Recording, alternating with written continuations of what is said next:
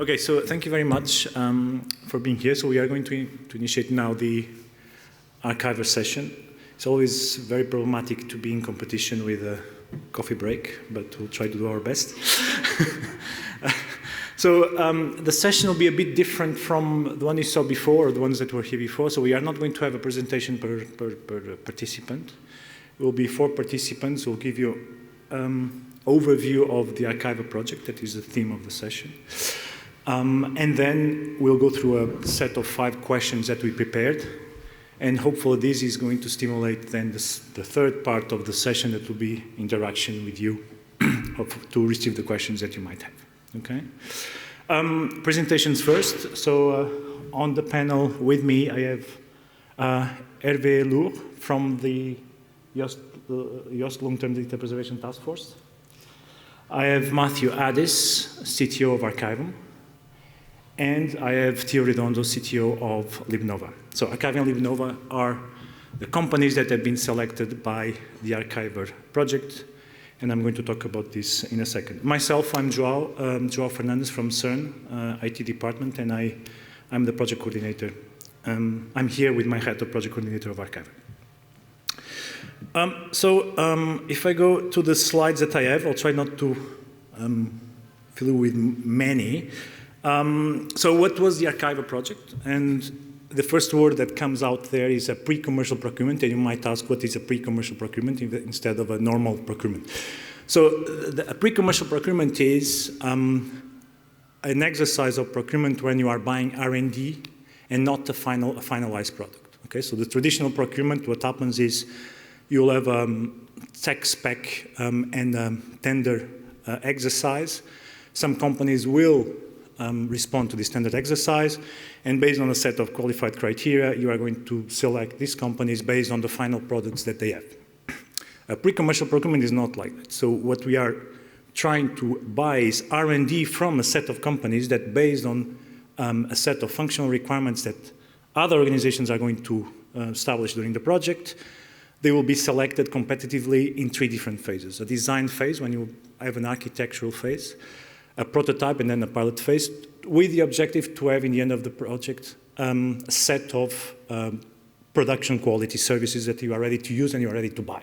Okay? So that's the main difference between pre-commercial and normal procurement. One of the big advantages, of course, is since this is not only a paper exercise, you are not only going to do the paper exercise of procurement, but you're also going to understand how the solutions can cope with your needs, and you still have time to correct things by eliminating some solutions that are not fit for your needs, or promote solutions that are fit for your needs. Okay? So that's the way this pre-commercial procurement works. So Archiver specifically was a PCP on archiving and data preservation for research datasets in the context of the European Open Science Cloud.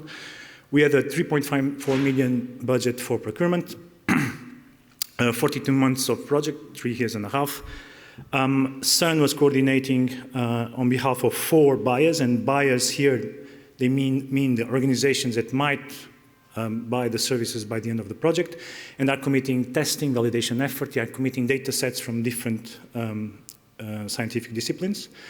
Together with CERN, we had DESY, EMBL-EBI, and PIC, all of them representing a different scientific domain: energy physics, astrophysics, life sciences, and photoneutron science.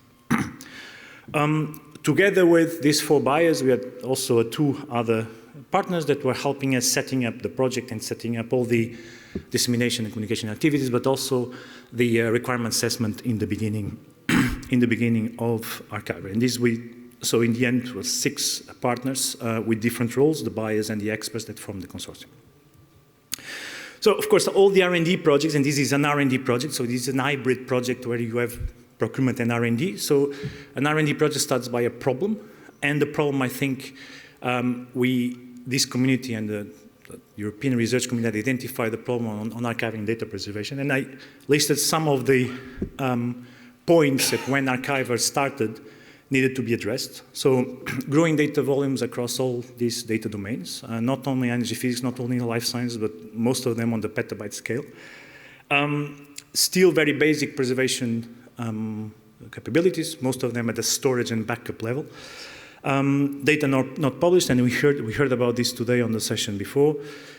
Many technology concerns about long-term data preservation and storage, in essentially tape, and the situation of tape as a monopoly.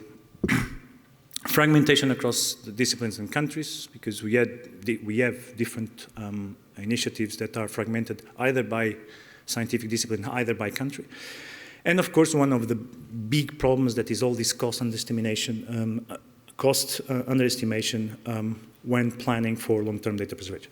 So Archive I don't think it fixed all that, but it started to help in many of these things. So during the project, we had petabyte scale demonstrations done on the petabyte scale, so 15 to 20 petabyte we demonstrate in terms of ingests at 500 terabyte per day. This was done by the selected companies. These selected companies that brought expertise in data preservation, most of them already with a footprint that is very relevant in this domain. Promoting best practices on their services, fair self-assessments against core trust seal, for example. And then a cost model, or at least all the work done during the project to achieve a cost model that could be adapted to scientific research. Without going into much detail on this slide, this is the scoping of the R&D that we have done in the beginning. So what you see on your left side is these different layers of R&D, okay, that to be achieved during the project. So layer 1, it relates to storage, basic data storage, and everything that relates to long-term data storage. Layer 2, when you start to put the preservation workflows and the preservation services on top of storage. Layer 3, what you expose to the users, and from layer 2 to layer 4 is where you start to map the letters of FAIR across, and then layer 4, when we talk about reproducibility of scientific analysis, independently of the infrastructure, that you can have emulation, for example, emulation engines to enable reproducibility. On the right side of the slide, what you see are the use cases that each of these buyers, each of these public sector organizations have brought to the project, and how they mapped across the different layers. You have more information, much more information about this on the archival website. I mean, the description of the use cases and actually all the volumes that they brought to the project, and how they have been addressed as well.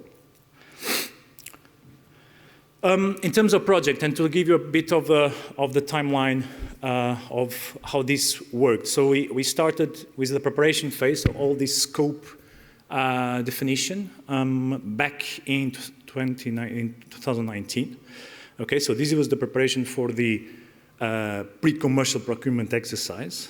Okay, then we have a tender publication with where we had bidders, and then we entered on what we call the execution of the project. So we had first evaluation of all the bids, so what these companies would promise that they would do, okay? We had a selection based essentially on the paper exercise at that point. And then is where you start with the project execution. So the first 5 selected companies were submitted to a phase of design architecture during 3 months, 4 months. And at the end of that period, we had to evaluate the designs and eliminate 1 or 2 of them. In this case, 2 of them have been eliminated, and 3 have been promoted to prototypes. Same thing on the prototypes, and the difference between design and prototype is that you start to have deployments, data sets that are deployed on their infrastructures. You start to have validation of R&D and validation of technology and software. And this went through 9 months in 2021. And again, with a result in the end that you eliminate 1 of them and you promote at least 2 of them. Okay. And so 2 pilots have been selected for the end phase, the pilot phase, where we're talking already about pre-production services, so services that are ready or almost ready to be purchased. And this phase was during 7 months until June this year. So that's the way the pre-commercial procurement works. So the procurement exercise is just extended across the project until the end. The resulting services of Arkivum, of Archiver, they are listed there. So the SaaS, the software as a service solutions, are Arkivum and LIBNOVA. So the next question will be why Amazon is there and why Google is there. Yes, there was a petabyte requirement on the project. And at the time that Archiver has been put in place, the only way to address 15 petabytes in a month with 500 terabytes per day in a project of R&D was to find a hyperscaler for these two contractors. Others tried as well with other hyperscalers and with other cloud providers. But in this particular case, Google and Amazon are there only as infrastructure providers. They didn't have any responsibility on R&D or on the production of R&D. The only companies that did the R&D were Arkivum and LIBNOVA that are present here. You have more information about these two solutions, either on the website or on the booth that we are running outside as well. So one key component of Archive was not only the technological R&D that has been done, but the two aspects that you see there. So we have produced total cost of services. So the total cost of services are a very useful instrument for other buyers or other organizations that might be interested in buying these services to come with their data sets, to come with their use case, and have an initial idea about the costs that these services will incur for their specific data set. Okay, so things like volumes or frequencies of access to data, or what are the retention periods, or what are the services that exist after the end of the contract. All these things are built in the total cost of services calculator. Okay. One thing I forgot to mention, the deployment model in Archiver was not exclusive in the cloud. We have also validation of both of these SaaS on-prem, Arkivum at CERN, and in the case of LIBNOVA with DESY. So this is one part of the story for sustainability. The second part was a self-assessment against the core trust seal. We had very good people in our external advisory board, experts in core trust seal, that helped us a lot in self-assessing the solutions that we had selected for the pilot phase. With all together, Archive has won a prize, an award, the DPC award. So the DPC award for collaboration, international collaboration and cooperation. The examples of international collaboration and cooperation here are public sector and private sector, and multidisciplinary science across Europe and across different scientific science producers. So this happened last September. And I mean, there's a lot of competition and been selected. It was a very good thing for the project. Okay, and a last thing that is coming. So we have a white paper that is being produced that is going to be published in Zenodo. The 4 aspects that we are going to treat there, or they're going to see more information about, is this deep technical dive on these Archiver solutions, Arkivum and LIBNOVA, and how they compare with the state-of-the-art before the project was set up. Everything that regards financial and environmental sustainability of these two services, that is not only financial, but also in terms of what they have done for the carbon footprint, for example. There was some work done doing Archiva. The R&D methodology to achieve these results. And of course, future R&D opportunities, because yes, these services are production ready, but these services can also be improved with more R&D, of course. And this is a topic that is going to be expanded on this white paper. Okay, so I think that's what I had in terms of setting the scene. So what I propose for the second topic is that we had a set of questions set up, and we enable the conversation between the panelists, but of course then we'll open the floor to the audience as well. Thank you.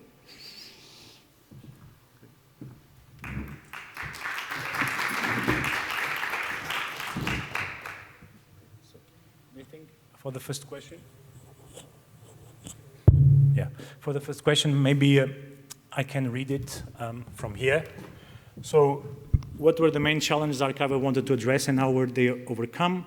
Were they organizational, technological, economic, or a mix of these? Who wants to take it first? I can take it. Well, in our experience, in the context of the project, it has been really a mix of everything. So we believe they all come together. So there's no one single thing that is singled out instead of the others. There's some technology, of course. There's some economic things that we have to address because not everybody has all the amount of money in the budget to cover this, so it has to be a balance out. So I would say that it's the perfect combination of different things coming together. Sorry. Yeah, so I'll pick three maybe challenges that we certainly needed to address in the project. The first was the technical one. So as Joe said, these are really large data volumes. There's sort of 100 terabytes a day to be ingested, preserved, and made accessible, so petabyte data volumes. That might be relatively comfortable for some of you guys. It's certainly not for SME digital preservation vendors. So there were certainly challenges there. So, I mean, I could talk a lot about the technical approach, but that, as Joe said, is all up on the website, both for the LIBNOVA and the Arkivum solutions. There are big sort of overviews, demonstrations, lots of useful material there. It was, I think, a good example of Archiver, the scale that it was able to get the vendors to sort of take on risk and do R&D work that they wouldn't be able to afford to do otherwise. So I think there's a big plus there for the PCP funding model. Other challenges, I think, were bridging domains, trying to get people who understand long-term digital preservation, people who do big science, people who understand fair and trusted digital repositories, all in one room and trying to talk the same language and understand what they're all talking to each other about. That was difficult at times. I think Archiver had a really interesting sort of open discussion, collaborative process and sort of agile process for everyone explaining what they were expecting and building solutions and trying them out and so on. So that was really valuable. And then actually, I'll skip the last one. We'll come back to the process and the whole PCP thing in a further question, I think. Is an external, your external insight? I'm just going to make the assumption that whatever challenges you think you've faced so far, getting to this point, that all the big ones are probably to come. I think having the investment in something doing this at petabyte scale is just a huge input to the whole EOS project and a huge benefit to everyone. The methodology that you guys have used has been, I think, challenging in itself, but in some ways necessary to push that out there to the wider audience as well. I think scaling to petabytes is vital, but scaling to the number of possible clients and users that you've got across the EOSC is a very different future challenge. Can I just pick? I just want to pick up on that last point. I think Hervé is completely right that scaling up into numbers of organisations or users is a key next step. We scaled to data volumes and we did it for CERN and EBI and a small number of large organisations. That really is very different to the whole long tail of science and everyone who needs these sort of solutions. So that will be a big next step. Yeah. Agreed. Yeah, no, I don't have much to add what was said because I think almost everything was said. I put the emphasis on everything that regards terminology and glossaries because yes, during the project we had it was a challenge to address that because we were trying to, not say marry, but we're trying to put together two different communities, the archival archivists community, the data preservation community, and the IT community. And sometimes it's not easy because both of them have a lot of good input, and both of them very important input, but sometimes not understood. Okay, so that is one of the points. The second, and my last point on this question is about trust, and I think the procurement model, and we'll talk about the methodology, even if brutal sometimes, what makes it is not a traditional procurement paperwork exercise that then you just finish with a contract in your hands and you don't really know the provider. With Archival and with the R&D, you have 3 years where you establish a relationship with the provider, and then trust becomes important. Much more important when you're talking about data preservation, I think. Okay. The second question, what are the 3 most important features of each of the archive resulting solutions? How did the end users articulate their priorities? How did their suppliers go about building their solutions? I have my take, but I'll start again by Matthew. Yeah, I'll try and keep my answer a bit shorter this time. 3 things. Number 1, scalability and performance. So the whole data volumes and rates. Second one, efficiency, affordability, and that's important for both economic sustainability, but also efficiency because that impacts environmental sustainability. So it's not just enough to build a great big cloud-hosted system that goes really fast and scales. It also needs to be affordable, especially because we're talking about long-term digital preservation over decades sort of timescales. And over that timescales, there's also potential there for significant environmental impact, depending on how data is stored and processed and used. So it was important in the Archival project for us to also minimize things like carbon footprint and look at ways of optimizing the way that we made use of ICT resources. So I think, again, that's another example of how the Archival project forced us as vendors to do things and put things higher up the agenda than we might otherwise have given priority to.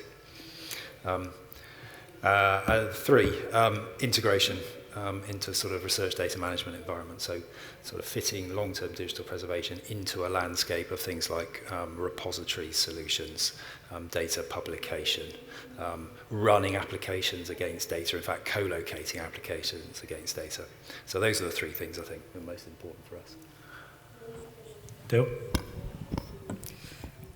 Yeah, we have the same situation. We have some of the features in not only performance but also the volume. We discussed the petabyte scale of storage that is needed, but also the speed at which this transfer, this uploading, this ingestion will need to take place, especially in some of the experiments, in some of the use cases that we were confronted with. We have to manage in a certain amount of time. That was one of the limitations, and I think we covered that. So it's performance plus volume all together. Another feature that we have to cover because of the variety of the different use cases. We have cases from high energy physics, astronomy, observations, and things like that. So they are different, they have different formats, they have different metadata, provenance information, and all that was also some kind of challenge, but it was covered. So that was an additional feature. As it has been already mentioned, sustainability, but in both terms of future-proofing, what we were doing for the next steps, and this is going to come in the near future, but also the data center consumption. This is of highly concern nowadays. We are observing this not only in public sector, but also in the private sector, because with the energy prices that we all know are aware of, this is more and more one of the challenges that all organizations of every kind are confronting. And one last feature that we included in the last phase, as Joel mentioned, in the last phase, we noticed we have some lack of skills in cybersecurity, so we included that also in the results of our part of the project. Why? Because more and more the data privacy is a concern, the vulnerabilities of different platforms, and we are seeing all kinds of news every day that some hackers have got access to some organization, and in some cases this is extremely critical. So that was the additional bit that we included. Hervé, you want to add something? Yeah, scale and speed, everyone's happy with that. I mean, we're looking at centralized services here. And if you're going to persuade people to adopt those centralized services, that's great. Though we did see at the IPRES conference a few months ago that coincided with major water issues in Ireland due to gigantic infrastructure being in one place. So the arguments between that distributed and that centralized thing are there. If you want to persuade a repository that's claiming to be sustainable, that it can meet its Core Trust Seal or ISO criteria, then it's important that these solutions are sustainable as well. And I know we'll get to exit strategies, but day-to-day sustainability is really critical. But I was particularly pleased to hear the data privacy elements here. It can be very easy to focus on the low-hanging fruit of the nice, easy, open, uncomplicated license stuff. And it's very easy to prove that you're cost-effective in that area. Once you start getting into the additional complexities of data privacy, more complex license solutions, more complex access, authentication, or authorization criteria, those costs tend to escalate, but it's justified by the data privacy needs. And I was particularly glad to hear the multidisciplinary and the multi-provenance side of this as well, because as soon as you put a layer in the data infrastructure, then you're potentially adding a risk factor, another point of data loss or another point of provenance loss. So it's particularly important that this is maintained as a clear chain throughout the ownership. Thank you. Well, I don't have much to add. I mean, let me add some view from what would be important for CERN on these three features and why we put the project together with the other four buyers. So scale, we talked about scale. So many petabytes for a few, or many petabytes for a few organizations, and many terabytes for many organizations. So yes, and this comes next. The cloud agnosticity. So many of these organizations, these four organizations are ready. They have different policies and different ways to approach how to use cloud in an hybrid environment or in a complete commercial cloud, public cloud environment for some services, or a complete on-prem environment for other services. So these services need to be, and these companies, they need to be flexible on the deployment model. And the deployment model is just not the question of I deploy in Google today and tomorrow I just switch off and put it back on-prem. This doesn't work like that. I mean, there's much work to do in terms of how to make this lift and shift work. Okay, and then the third aspect, especially for CERN, is we have a mission, and part of our mission is open science. We have an open data policy, and so everything that regards reproducible science, and when I mean reproducible science with an atomic use case, is being able to reproduce an analysis by a theorist that is in Harvard that has no access to CERN infrastructure, for example. This kind of functionality is something that is going to grow in demand in the next years.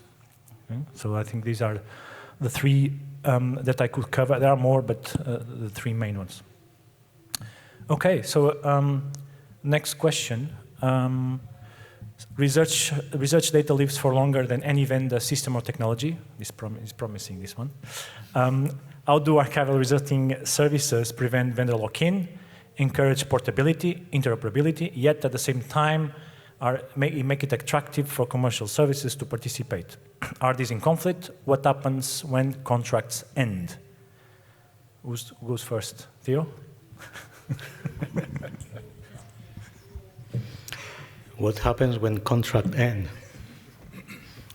One good thing about long-term digital preservation is that contracts are very long-term. And so far, the experience is that we didn't have any customer just finishing the contract. So that's something that we don't have any experience. But anyway, this is something that all public tenders and also private tenders, this is something that we have, we're looking into, and this is a requirement that is in there. So I wouldn't say, and also the combination on different technologies, some open source technologies, some private developments, inside developments, all the integration, and all those things make this complexity. And really, there's no possibility of a vendor lock-in. So it's not like the old verticals in the old days. You have to comply with many different things, so you have to be as open as possible. So I wouldn't say that there's any conflict. It's something that we have to live with this every single day. So, I mean, this is part of normal life in this respect. I'd only echo that lock-in or removing lock-in is something that digital preservation vendors have been questioned about and have dealt with for considerable time now. So we do have solutions in place. I think it's important to think about what you're being locked into. So lock into a vendor, so Arkivum or LIBNOVA, or there's lock into the underlying cloud provider that we deploy onto, so Google or AWS, and that's important given the things like the ability to co-locate data analysis applications with archive data. So it's not just enough to be vendor independent, but you also need to be able to be cloud provider independent. And there's also lock into an environment. So whether it's lock into what repository solutions you can integrate with, lock into what sort of single sign-on solutions or what metadata standards or what identifiers can be used, or what applications can use the data. So there's various levels of lock-in. I mean, from our side, we're portable, so we're not locked into a cloud provider, so we can deploy on AWS, GCP, or on-premise. We don't lock people into our solution in terms of data or metadata. Anything you put in, you can always get out, and that includes data escrow. We have open APIs and the ability to demonstrate that you can round trip, so you can show that everything you get out in the future was exactly the same as what you put in. And we go for a loose coupling approach, so it's possible to integrate through APIs our solution with different repository solutions, or use native metadata formats, or have a flexible way of triggering and running scientific applications against data. So there's lots of things that, I mean, both us, Arkivum and LIBNOVA, have in place to prevent lock-in.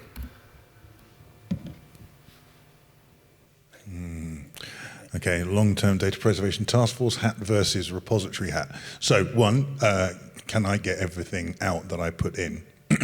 Obviously vital, but obviously I've done lots of clever things in and with your systems during the course of that. So clarity on, if I know what I've put in, I understand my formats, I understand my structures, I understand the materials. As a client, understanding what's going to come out in terms of the value add that's happened while it's in that product is particularly important. I think that's important to communicate. I think portability is different from interoperability. I think to some degree you can specify that portability and the cost of that portability as a very direct in-out cost. But I will say that it would be great to see these vendors continue to guarantee, to continue to engage with emerging interoperability needs as time goes on. Now that's in your commercial interest. If you're the people that deliver best interoperability with other systems, then I'm more interested in keeping my stuff with you. It's more active, and that's great.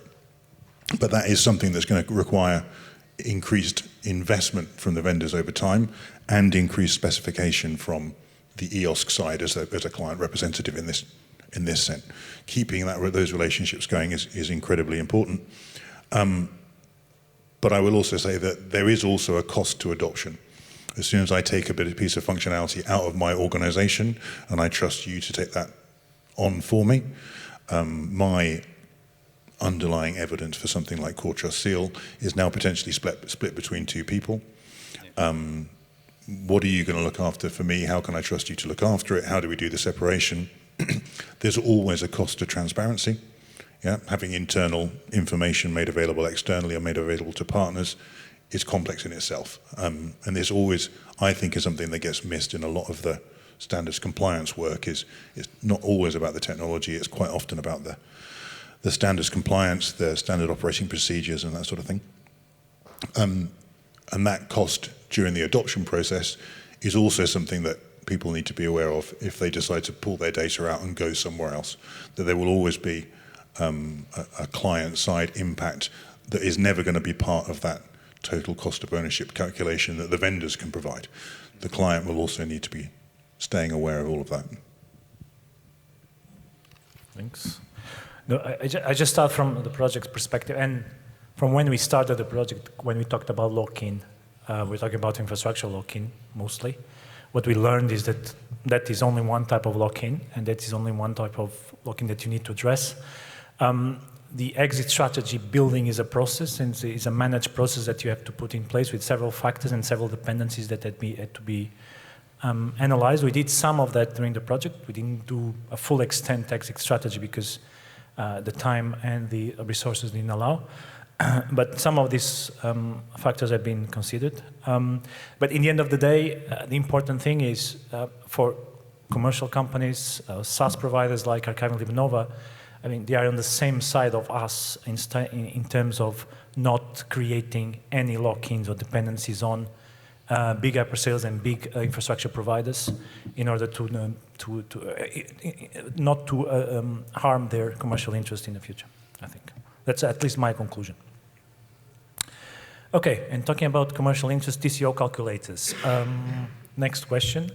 What are the TCO calculator implications with Core Trust Seal? How do these capabilities required by Core Trust Seal influence the costing factors of the services proposed by the archiving resulting services, Arkivum and LIBNOVA?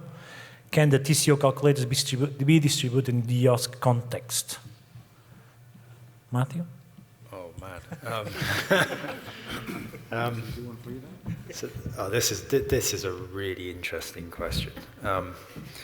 So Core Trust Seal, first of all, it allows you to do an assessment of a trusted digital repository. The solution, certainly Arkivum solution, isn't itself a trusted digital repository. It's a platform that enables clients to build their own trusted digital repository. So first of all, there is a split between what the solutions in Arkivum solution, for example, can do, what capabilities for Core Trust Seal we can enable, and what's still always going to be the responsibility of the organization who uses it. So we can do the storage, preservation, providing access, security, workflow stuff, but it's still going to be a client responsibility to deal with the legal basis of holding the content, the licensing issues, having the mission in place for providing access, having the funding, dealing with some of the issues around exit, business continuity, disaster recovery that Hervé talked about. Because those are wider issues than the platform that we provide. So the approach that we took is that we mapped the Arkivum solution and services to Core Trust Seal, so we can say which capabilities we can fulfill and which we can't. We also mapped our solution to the NDSA levels of preservation and the DPC rapid assessment model, along with the sort of combined Core Trust Seal fair capability maturity model. And that sort of takes into the maturity model space where you can then decide what level of digital preservation might be needed based on your sort of costs or budgets, the risks you want to take, the benefits, the types of content, and so on. And then finally, we benchmarked our solution to measure the actual total cost of ownership of using it for various different types of data under these different preservation scenarios. So that gets you to the point where you can say, this part of Core Trust Seal I'm going to have to deal with, this part of Core Trust Seal I can outsource, and if I outsource it, it's going to cost me this much if I've got this type of content, this type of risk, this type of appetite for how I need it to be kept and who for and for how long. So it's a really complicated sort of space. In terms of how all that feeds back into Core Trust Seal, I think Core Trust Seal maybe needs to look more at these sort of extended supply chains of client organization, vendors, infrastructure providers, and so on, and the bigger ecosystem. Maturity models work really well, so that aspect of core trust seal, I think, or developing that aspect is really good. And then finally, any questions on long-term total cost of ownership are an absolute nightmare. Right? Trying to calculate that in reality is really, really hard. And that means you need skills and resources to do it, and approaches like benchmarking. That in turn involves cost and things that ought to be factored into core trust seal, about whether the organisation itself has the capability to make its own long-term total cost of ownership projections. That was a long answer. Sorry. That was a long answer. Yeah. Yeah. Well, there are several aspects. We comply with the requirements in the project about core trust seal, but we also wanted to go a step beyond. So one of the ideas that we have, and it was well received by the buyers group, was to certify at least one archive using the platform that was built within the project for ISO 16363, which is another standard in this respect. And it covers many of the things that Matthew just mentioned. So that's a kind of assurance for whoever is going to be using the result, the exploitable result from the project, to be assured that this is covering the specific needs that they have. And just going to the cost calculator and all that, I completely agree. This is rather complex. There are many variables, many parameters that have to be taken in place. It's not as simple as you can check some web solutions that you just put. I need 50 users, I need this amount of storage, and that's about it. No. Here you have more complex things that we have discussed already, and then you can reach some kind of baseline number, but you have to go into deeper detail to get really a useful cost calculator. It's not that easy.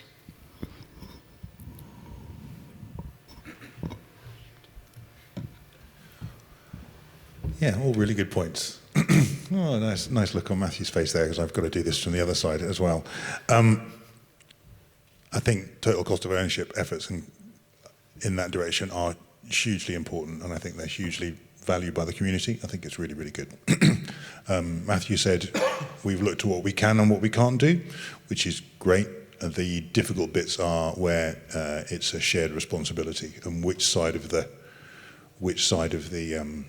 the line that responsibility lies. Nobody is writing you a contract to guarantee the long-term preservation or something in perpetuity. An existing repository won't do that, and an archiver service related service won't do that. There is always a risk factor in this, and it's about being as transparent as possible about those risks. But and this is something that's coming up through the task force, there is a distinct lack of machine actionable rights management to make this quite smooth so far. So there are a lot of human interactions. Now, the human interactions on core trust seal, as opposed to ISO 16363, are very different. The ISO is more complicated and more granular and more metrics driven. The core trust seal is intended to be core, so there's different challenges when you're demonstrating compliance with either one of them. But the problem of shared responsibility doesn't go away with either one of them either. So at the top, you've got that difficulty in assigning who is taking actionable responsibility for those roles. But generally, as Matthew has said, this is a service provider.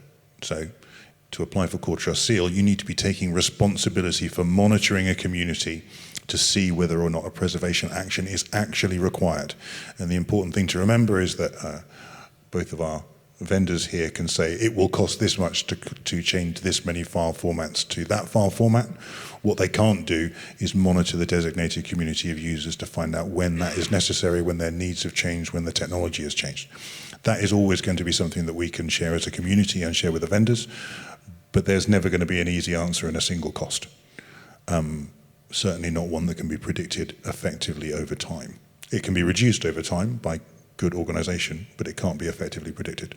And the last thing I'll say about that is that changes in the level of curation and care over time should be very transparent as well.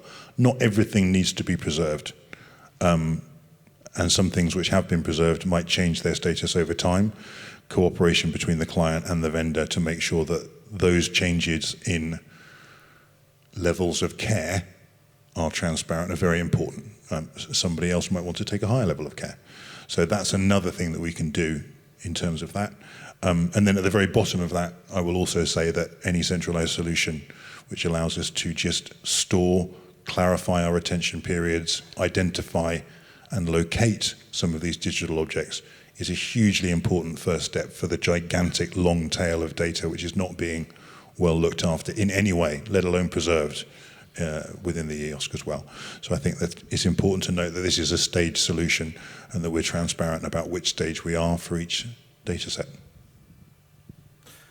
So I'll just add, I'll make a step back and add when we started the project, okay? So we are now talking about shared responsibility, and this is very good for CTS, for example, or for the self-assessment. In the beginning of the project, we had a very big confusion about who is responsible for what, okay? So in this domain. So what is the role of the data steward and what is the role of the service provider? And I think on that end, we did some progress or a considerable progress in understanding at least where we delineate the responsibilities from one side and the other. It's not the end of the story, but at least this is the starting of a new understanding. On the TCO side, and I treat these two things separately, it's always the same question. Is okay, we are doing some R&D. We spend 3 times doing our R&D, and then what? What happens in the end? How can I benefit? How can I purchase this service? How can I fund this service? That sometimes is always the question that is not is never answered. And the TCO exercise was a way to have this question being addressed from the beginning of the R&D process. Okay, so that's the way we addressed this. Last question. Sorry. The TCO calculators, were they now online? Not yet, sorry, I forgot that. So with the agreement of Arkivum and LIBNOVA, we'll have TCO calculators, that ones that are being produced during the project. They are going to be published in Zenodo together with the white paper. Okay, thank you, Matthew. Last question. How can long-term digital preservation services support research data producers in aspects such as to preserve and rerun complete software environments beyond the original software applications, ranging from the large scale to the long tail in the context of the EOSC? I think many of these things have been already addressed, but let's try to probably summarize. Who goes first? Theo? Yeah. Yeah, different organizations of different sizes have different needs. That's an obvious thing. But also the complexity of even some small organizations, they are doing very complex research. Just remember in the last 2 years, all the research around COVID vaccines and all that. And we were in contact with some pharmaceutical companies, and they were telling us that maybe during the head days of the research, they were producing something like 1 petabyte of data, just clinical analysis, all different data privacy aspects to be taken into account. Just consider that in some experiments, they were running like 30,000 to 50,000 tests daily just to see the evolution of all this. So even for smaller organizations, there are always some needs.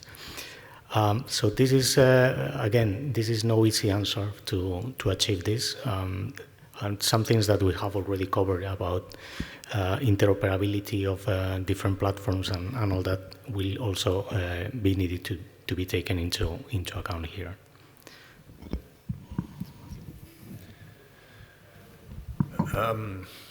I think if you're going to be looking at reproducibility of science, reuse of research data, it involves running applications on that data. And if you've got large volumes of archive data, then you need to move the applications to the data and run the processing there, which means sort of co-locating, archiving, and processing services. There, I think that the approach, at least the approach that we take, is to have a loosely coupled way of essentially having a trusted digital repository for the data, which is connected to a compute environment for running applications on that data. So it's easy to go to the repository, find stuff, export it into the compute environment, automatically trigger analysis on it, which might then generate more data, which can then be ingested back into the archive and linked to the original data, and you've got that sort of chain. I think there are interesting new models for doing that, but you can't divorce entirely data from software because you need both. Going beyond that, I'd love to talk about software preservation, but we probably don't have enough time. That's a topic for a different conversation. I absolutely do not want to talk about software preservation. Yes, and then bringing back the responsibility of the client into that and in the wider community. If reproducibility is one of your expectations, you need to specify that pretty early in the process, and you need to accept the additional costs if you're going to leave your researcher to only deposit sufficient data, processed data as opposed to the raw, to support their final publication, then you are not going to be in a position to have the environment, the methodology, or any of the other information necessary to do the reproducibility. But that will cost. And it won't cost you, it'll cost somebody earlier in the production life cycle. So. Yeah. No, I just have to add, I just want to add another perspective for me. The work that has been done in Archive was already very substantial compared with what we had before the project. And so the first step to have these services to support research data producers is to give access to them. Okay, so now they are production services that are published on the EOSC marketplace. But still, I think in general for these PCP instruments, we still miss an incentive instrument after the PCP in order to accelerate the adoption of these services to try to solve some of these problems, or at least to try to mitigate some of these problems. Okay, so. Okay. Okay, I think we finished with the questions that we had, so it was a very nice conversation that we were having here. I don't know if there are any questions from the audience regarding everything that was said. Oh, yeah.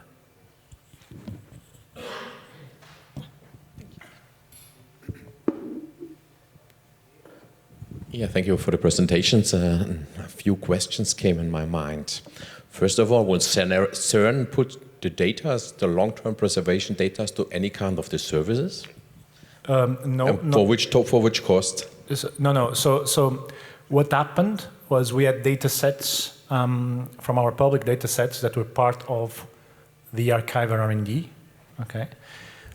We had two use cases: the CERN Open Data Portal and the Digital Memory Project. So two different use cases. One much more on the reproducibility, another one much more on these dark archives. What happened was that we have now an assessment going on to understand what will be the next step for these two solutions. But this is not only CERN. CERN is doing this. The other buyers are doing the same thing. If it's going to result on a purchase or not, this is something that we'll see soon. But yes, there is definitely an assessment going on.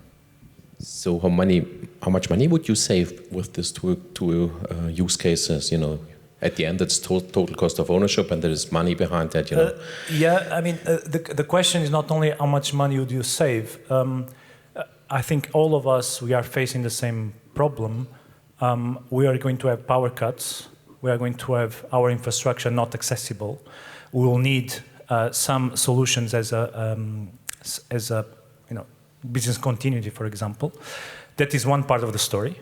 The second part of the story is how do you do cost-effective open data, and either you fund development to access the internal infrastructure, or you'll have second copies in another provider. So these are the questions that we are. I don't have a definite answer for you now, but these are the questions that we are treating. Just give the other some other chances. Any other questions?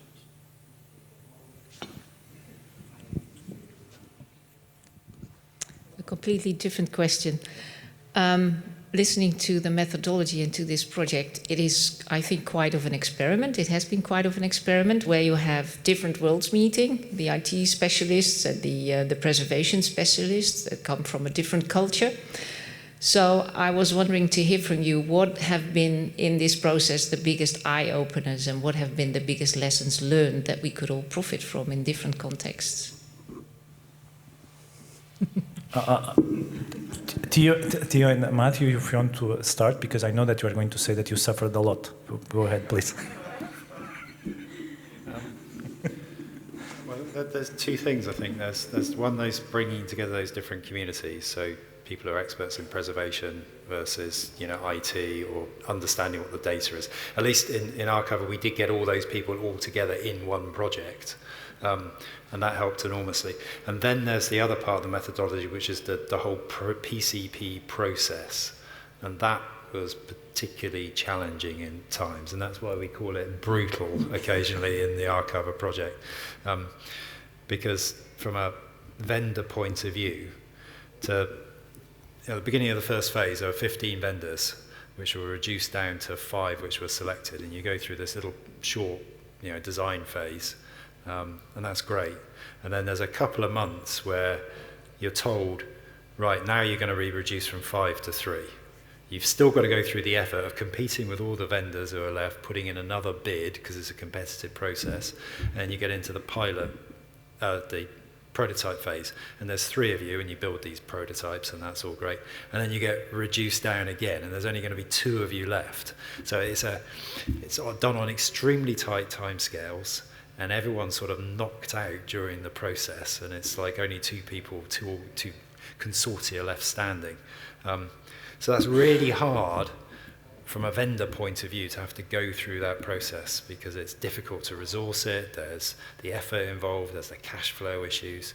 I think from a project point of view, it's been hugely successful, right? Because it's really pushed the vendors to produce the solutions, and it's given the buyers the ability to say, yeah, those aren't right, this isn't right, this looks good, we'll keep on going in this direction. So from a buyer point of view, sort of converging and funneling down onto the right solution has worked really well, but from a vendor side, it's a tough process to go through. Yes, the last time we talked about this, I mentioned that it was feeling like in the Hunger Games. So, yeah, I wouldn't say it was brutal, but close to. But yeah, and I will separate the methodology of the actual framework of the project, and Matthew just referred to this, but also within all the different 3 phases, as you say, different cultures coming together. So in some cases, things like, okay, what is this provenance data mean? So this typical thing, but also the technology and infrastructure that should be taken into account. So one of the good things that come out of the project is getting together all the different perspectives of the different needs in a quite successful way. I would say we could go further from here, but for many people, I have this feeling, for many people it has been a discovery journey. So in some senses, right now they know things we have to avoid, and this is a research project in the end. So, okay, one of the things that we all learn is things to avoid are things to focus on. So that's one of the takeouts of the project. But the Hunger Games stay. Yeah, so picking on that, so I think, yeah, talking with my hat of a public sector organization, this Hunger Game is very beneficial for us because what happens with a normal procurement is, and most of you have done normal procurements, you make a spec, you publish the spec, you'll select someone, and then you make a contract. And then you start to discover the company that you contracted. So here we do partially that, we start to discover them, but then at the end of each phase, we have the opportunity to say, look, if this doesn't work, it's better that you go. So, and that is very, very healthy because it becomes a transparent relationship between them, that they know that they need to provide something, even if we are not paying them, as he said. R&D is going on, and there is no guarantee that they are going to get paid by the end of the phase, okay? Because they might not be accepted by the technical representatives of the buyers. So that is very healthy for us. Then all this interaction that we had and this terminology alignment is also very important, because we are not talking the same language in the beginning, but we started to talk the same language by the end of the project. And I think the other lesson learned about all this is, even if you are not doing the R&D directly, because we are not, because they are doing the R&D, the validation and testing and whole process that we had to put in place, all the Scrum process with all the tickets and all the tests and all the atomic use cases, it is a lot of work for the people from these 4 buy organizations. Okay, so I think those are the 3 main lessons learned that we may need to do it again next time. Next time. Am I allowed to ask a question? So having gone through the brutal bit, do you, so is there something in place now so that having gone through that process, you think that there is the relationships and the process and everything else so that you can build what you've learned now into a less brutal continuous improvement process? Do you get the feeling that the investment is there from, I mean, obviously you guys know what the system is. Are you getting the response from the EOSC and others to make sure that that continuous improvement thing is done under less pressure in the future? Okay, for that less pressure for the future. I don't know about that. But yeah, a different perspective. And I quite agree that the timetable within the project was asking for that, so that was the result. But the actual result that is already in the marketplace, the US marketplace, and the engagement with the different organizations that could be interested in using either of our services, our product plus services, that's something that will go into a more, let's say, normalized way of doing the typical process of selection, then contract, then deployment, and delivery of the product and the service. Less brutal, yeah, definitely. Yeah, I mean, I think we are better prepared to go through the same thing again, and I think we would go through the same thing again, and I think we probably will need to, because, you know, Archiver only touched the tip of the iceberg, right? So there's the whole much wider long tail of science and how to get those guys to try out and pilot and provide requirements and for us to evolve our solution. I actually had a question back to Hervé about this. Given the Archiver process of vendor selection and some of the things you've talked about the costs and risks of migrations between vendors and the need in core trust seal for things like business continuity, disaster recovery, where does the Archiver type process fit into core trust seal and the way maybe organizations themselves ought to operate when dealing with vendors? Okay. So yeah, thanks for that very long question, Matthew. Much appreciated.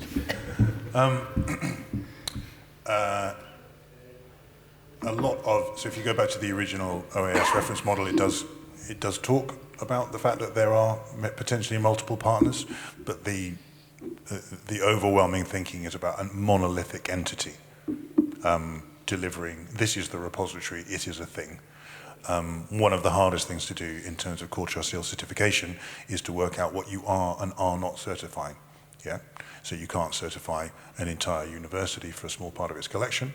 That's the very first starting example. Increasingly, these repositories are in fact very complex partnerships.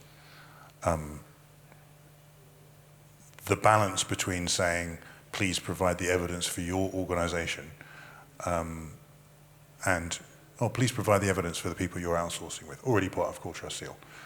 But how many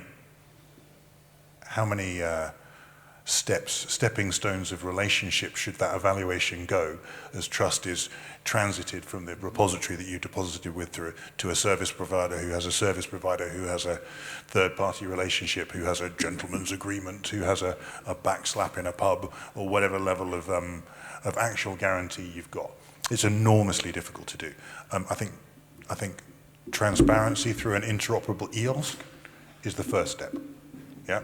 I don't necessarily think, and this is something we're looking at the moment, but like, I don't necessarily think that automatically saying we can standardize and certify absolutely everything from the ground up is a practical solution to this.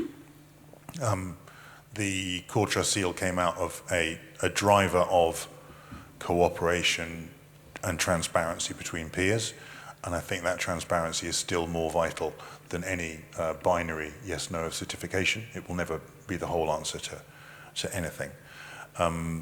Core trust seal has got a consultation out at the moment on more specifically specifying the different levels of curation and preservation so that everyone can more clearly understand what level of care there is.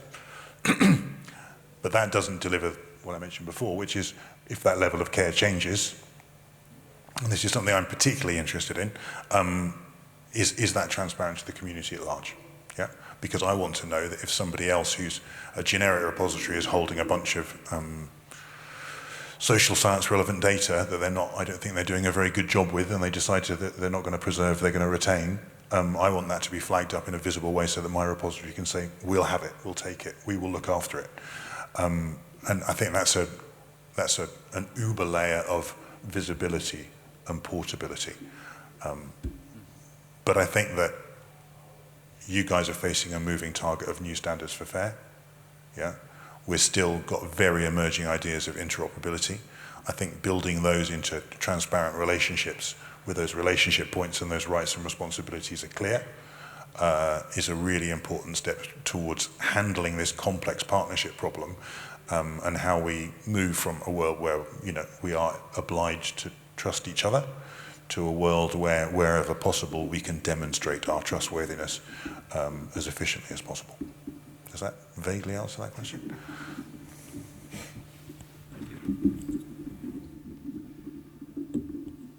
Any other questions from the audience? Yes?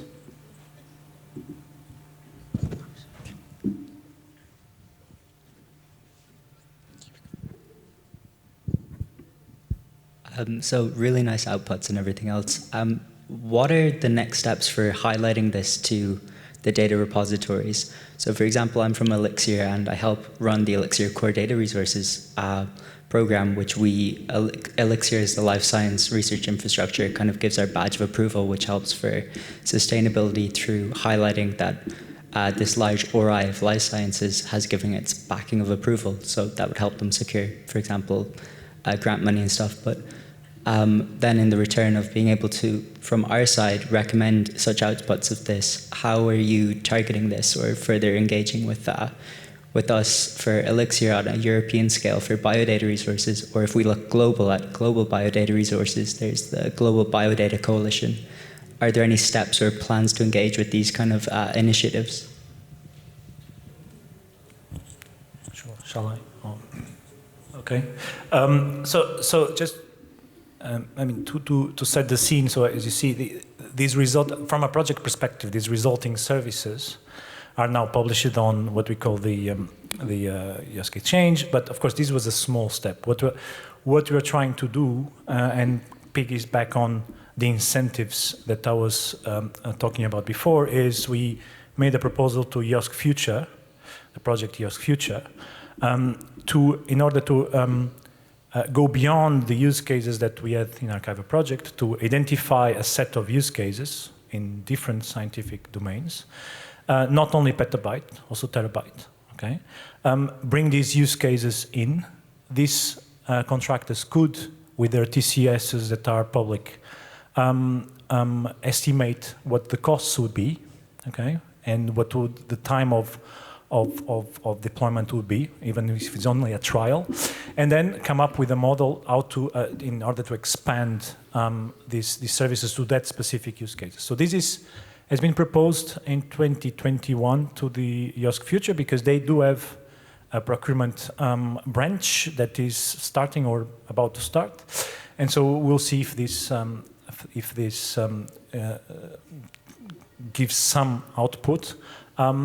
Either from that, we don't have anything else yet, and this is what I was trying to say before, not only in data preservation, but in everything that is an output from a PCP, it would be very nice to have some automatic instrument that after the PCP would, create an incentive for these solutions to be used outside of the consortia that we had in the project, because they were designed to be used outside of the consortium that we had in the project. I hope it helps to, yeah, okay, thank you. Anyone else wants to add something? I will briefly mention that through the Long-Term Data Preservation Task Force, we're particularly looking at the Fair Impact project is going to be reinstituting a fair synchronization force to try and bring together a lot of actors in this space. I think that's pretty timely from your perspective and from mine as well, because a lot of this will involve, and this is one of the reasons I was asking about kind of the next steps for these relationships. We're moving from some of this more generic fair expectations down to those disciplinary fair expectations. And I think that's going to be a virtuous circle between the vendors looking at what the more specific use cases are in those areas, and maybe us all across the EOSC investments kind of building some relationships that can specify those needs as clearly as possible. Thank you very much. Okay. Anyone else?